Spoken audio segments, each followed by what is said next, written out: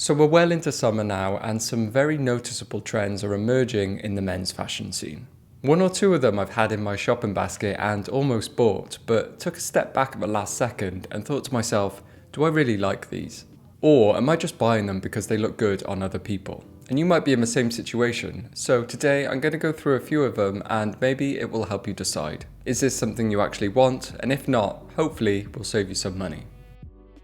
First up is probably the biggest trend of summer 2025, the Dries Van Noten sneakers. Men's footwear has been leading to this point over the past few years. Sneakers have been trending more and more towards skinnier silhouettes. The Sambas have dominated for a while, people were messing around with the Onitsuka Tigers, and now we've landed at the Dries Van Notens. And these are one of those things that I said that I had in my basket. I've been very close to buying these, but what stopped me was questioning myself on whether I would actually wear them. Don't get me wrong, I think they're beautiful looking shoes, and I've seen so many people pulling these off, but I just don't think I'd be one of them. They're just so skinny, I'm not sure they'd suit the bottoms that I usually wear, and the sole looks extremely thin, almost non-existent. I'd be interested to know if they're actually comfortable to wear over prolonged periods of time. Also, while I have no doubt about their quality, $360 is just a bit much to spend on sneakers for me, especially when I have so many other shoes, so these probably wouldn't get much of a look in. I know there's some cheaper alternatives out there, but again,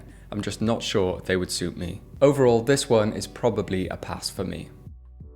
Sticking with the subject of shoes, another hyped up item this summer is ruched loafers. Specifically the Banana Republic ones. And that's because they essentially look like the Acne Studios or Jill Sander loafers, but are cheaper in price. Just like the Dries Van Notens, I'm not saying that these are bad looking shoes. In fact, I've been on the fence about getting the Acne Studios ones for quite a while. The thing that has held me back is debating whether that ruched design is classic looking enough for me, or is it just a bit of a fad detail that will look dated in a few years' time. The reason I say this is because I remember not too long ago, it became popular for loafers to start coming in wacky colours like white. And looking back now, they just look so dated, almost unwearable. Is this ruched effect going to be the same thing in a few years' time? I'm especially conscious about this because these are already everywhere now. Loads of cheap versions have flooded the market. Also, even though I've heard Banana Republic's quality is great, and these are a lot less expensive than the Acne Studios or Jill Sanders ones, they're still not that cheap. $220 is not a decision to take lightly. So my thinking is that I may spend a lot of money on them only to get really sick of them in a few years' time. Therefore, I'm probably going to avoid these for the time being.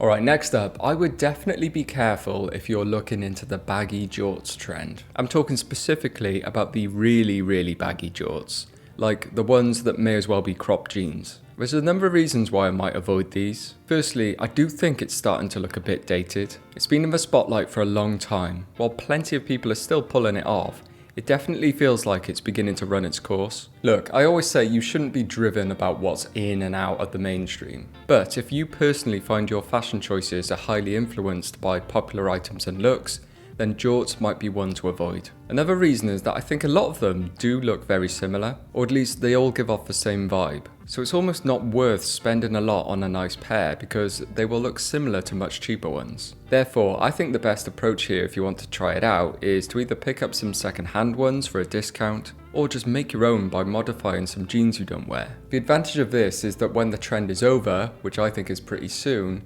then you won't have wasted much money. Another huge fashion craze you should be mindful of this summer is cropped shirts and tees. And I'm talking as someone who is an advocate of shorter length tops. One thing to think about here is, are you taking it too far? While a shorter length top can proportion your outfit up nicely, there's a point where it goes a bit beyond that and actually starts to look a little bit silly. And of course, some people trying to look unique take it to the next level, turning it from something good to something kind of goofy. Also, be mindful of what you're cropping if you're doing it yourself. A frayed edge crop does look good, but make sure it's definitely what you want, and that it's a piece that you're never going to want to be full length again. I've done DIY crops on loads of old tops, which gave them a new lease of life, and I'm really happy with them. However, there are one or two that I regret cropping and wish I'd kept full length. Sometimes just tucking in your top is enough to get those nice proportions. Plus, those cropped items are basically unsellable now because I've tailored them to my exact measurements.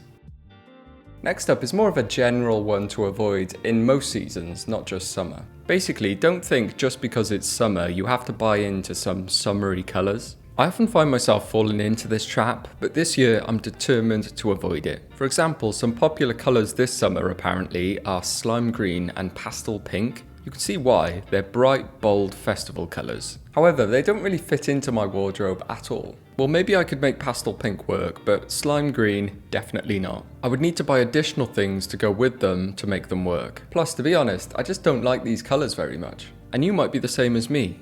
If you found a colour palette that works for you, then just stick with that. Even if it's black, you can still make it work in the summer. There's no need to change your taste just to fit into a certain season. Of course, if you want to try something new, then go for it. But just be aware this time next year, you may be really over those colours.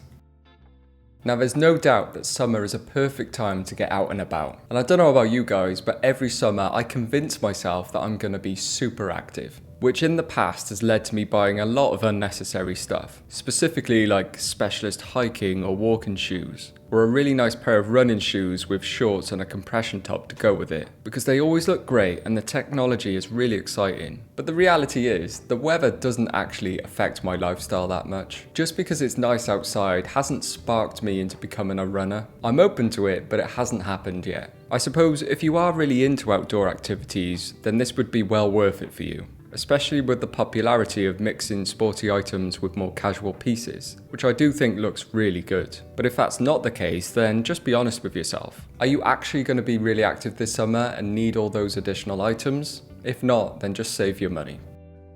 So there's a few trends this summer that might be worth avoiding in my opinion. Of course, I'm just one person and all of this is very subjective.